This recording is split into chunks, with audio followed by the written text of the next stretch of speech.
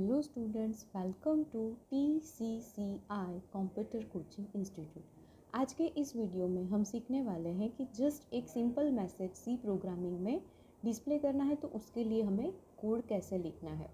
साथ में ही मैंने यहाँ पे सी प्रोग्रामिंग का बेसिक स्ट्रक्चर भी कमेंट के थ्रू स्पेसिफाई किया हुआ है। लेकिन आज के वीडियो में हम सिर्फ समझेंगे कि सिंपल मैसेज डिस्प्ले करने के लिए हमें क्या क्या लिखना है, क्योंकि बेसिक स्ट्रक्चर के लिए मैंने अलग से एक वीडियो बनाया हुआ है और अपलोड भी किया हुआ है। उसकी लिंक डिस्क्रिप्शन बॉक्स में आपको मिल जाएगी, तो वहाँ जाके आप चेक कर सकते हैं और समझ सकते हैं। तो अभी हम कंटिन्यू करते हैं। पहला हमारा जो पार्ट है, यहाँ पे हमने लिखा हुआ है डॉक्यूमेंटेशन। यहाँ पे हम यूज़र को इन्फॉर्मेशन प्रोवाइड कर रहे हैं कि इस प्रोग्राम में हम हेलो वर्ल्ड मैसेज को डिस्प्ले करने वाले हैं। तो जैसे ही हमने प्रीवियस लेक्चर में समझा था कि ये डबल स्लैश यानी कि हमने कमेंट का यूज़ करके इंफॉर्मेशन प्रोवाइड की है, जिसका मीनिंग है कमेंट मतलब सोर्स कोड में आपको दिख रहा है, लेकिन जब हम इसको रन करेंगे प्रोग्राम को तो आउटपुट में आपके इस स्टेटमेंट का कोई इफ़ेक्ट नहीं होगा। उसके बाद आता है यहाँ पे hash include stdio.h hash include conio.h। इसको हम बोलते हैं प्री प्रोसेसर डायरेक्टिव, जो हमारी सी प्रोग्रामिंग में बहुत ही इम्पोर्टेंट लाइब्रेरी फाइल है और हर प्रोग्राम में हमें इसको कंपलसरी यूज़ करना है। और अगर आप टर्बो C++ में कोड कर रहे हैं तो आपको ये हैश इंक्लूड conio.h कंपलसरी लिखना है, लेकिन अदर प्लेटफॉर्म पे रन कर रहे हो तो आपको मे बी ये फाइल इंक्लूड करने की रिक्वायरमेंट नहीं है। इसका क्लैरिफिकेशन भी मैंने मेरे प्रीवियस वीडियो में दे रखा है, तो आप वहाँ जाके समझ सकते हैं। नेक्स्ट जो थर्ड एंड फोर्थ पार्ट है यहाँ पे डिफाइन एंड ग्लोबल डिक्लेरेशन, वो भी यहाँ पे रिक्वायर्ड नहीं है, तो हमने यूज़ नहीं किया है। उसके बाद आता है हमारा वॉइड मेन, यानी हमारा मेन फंक्शन यहाँ से स्टार्ट हो रहा है, जिसके अंदर ये दो जो opening and closing curly bracket है, इन दोनों के बीच में हम हमेशा हमारे प्रोग्राम का कोड लिखेंगे। यहाँ से हमारा एग्जीक्यूशन स्टार्ट हो रहा है और इस क्लोजिंग कर्ली ब्रैकेट मतलब हमारा एग्जीक्यूशन यहाँ पे कंप्लीट होगा। अगर इसके बाद आप कुछ भी लिखोगे तो कंपाइलर उसको कंसीडर नहीं करेगा और आपको एरर दिखेगी।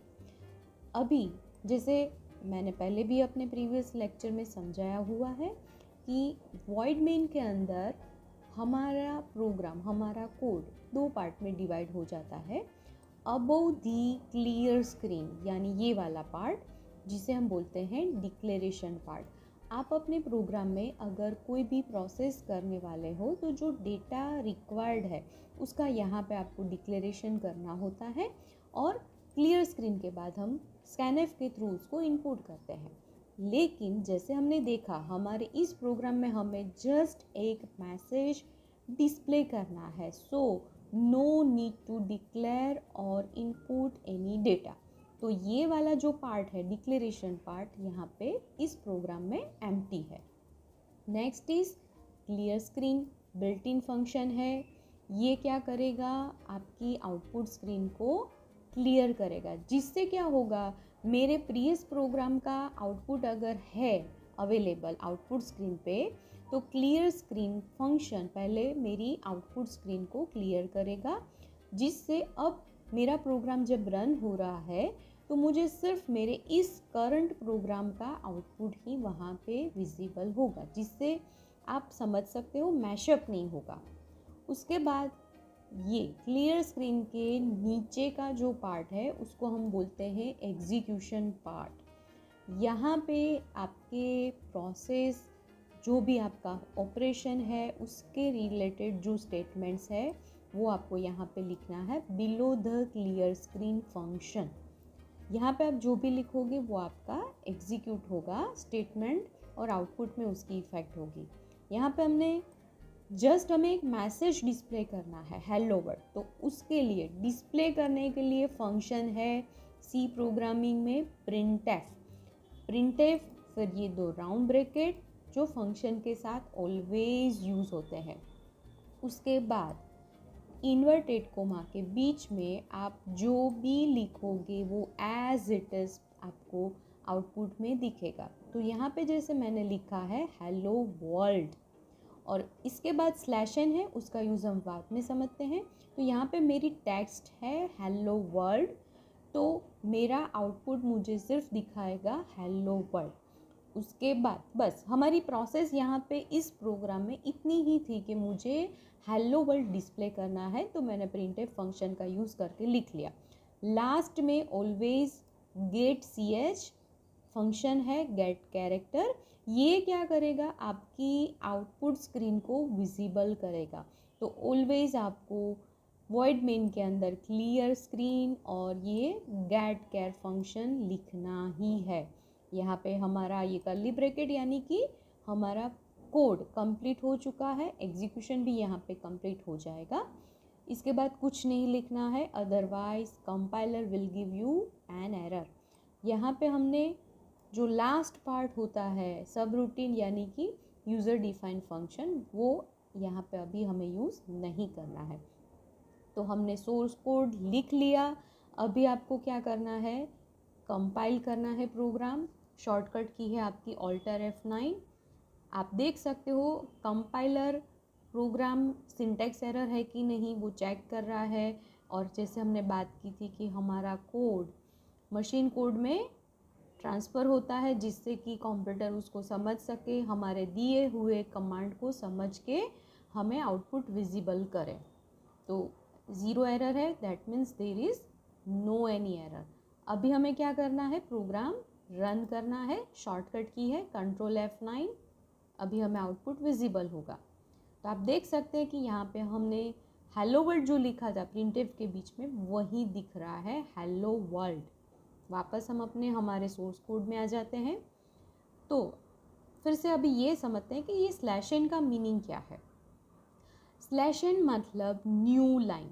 अगर मुझे ये हेलो वर्ल्ड के बाद अगर कोई भी टेक्स्ट आउटपुट में डिस्प्ले करनी है और कंटिन्यू नहीं, मुझे वो न्यू लाइन में चाहिए, तो मुझे कमांड देना है स्लैश n के थ्रू कि अभी नेक्स्ट जो भी मेरी टेक्स्ट है वो न्यू लाइन में जानी चाहिए। जैसे मैं यहाँ पे लिखती हूँ हेलो वर्ल्ड, उसके बाद मैं लिखती हूँ हाउ आर यू। तो ये मैंने स्लैश n के बाद लिखा है। सेम प्रिंटफ में प्रोग्राम को सेव कर देंगे। शॉर्टकट की F2, again compile, no error, again हम रन करते हैं और हमें आउटपुट में हम देख सकते हैं हेलो वर्ल्ड। उसके बाद जो आया हमारा नेक्स्ट टेक्स्ट वो न्यू लाइन में डिस्प्ले हो रहा है स्लैश n की वजह से। ये हमने सिर्फ एक ही प्रिंटफ में लिखा। आप इस नेक्स्ट टेक्स्ट को अगर दूसरे प्रिंटफ में लिखना चाहते हैं तो भी लिख सकते हैं। और आप ये भी हम देख लेते हैं कि अगर मैं यहाँ पे प्रिंटफ में अभी नेक्स्ट टेक्स्ट लिख रही हूँ, वेलकम टू TCCI, और आप देख सकते हैं कि हेलो वर्ल्ड उसके बाद स्लैश n, तो नई लाइन में हाउ आर यू। अभी मैंने कंटिन्यू लिखा वेलकम टू TCCI। सेव कर देते हैं, कंपाइल, नो एरर, रन करते हैं और आप देखिए आउटपुट में हेलो वर्ल्ड आया, हाउ आर यू नई लाइन में आया और फिर उसके तुरंत कंटिन्यू दिख रहा है वेलकम टू TCCI। क्यों? भले ना हमने इसको न्यू प्रिंटफ में लिखा है फिर भी वो एक ही लाइन में कंटिन्यू आ रहा है, बिकॉज हमने यहाँ पे स्लैश n यूज़ नहीं किया। दैट मीन्स जो भी लाइन आपको नई लाइन में चाहिए तो उसके पहले आपको स्लैश n देना है। तो यहाँ पे अगर अब मैं स्लैश n ऐड करती हूँ, प्रोग्राम सेव करती हूँ, कंपाइल, नो एरर, रन, अभी आप देख सकते हैं कि वेलकम टू TCCI भी हमें न्यू लाइन में देख रहा है। ओके, तो स्टूडेंट्स अभी हम नेक्स्ट वीडियो में मिलते हैं और आगे कंटिन्यू करते हैं। और सीखने के लिए हमें फॉलो करते रहिए। Thank you. TCCI computer coaching institute.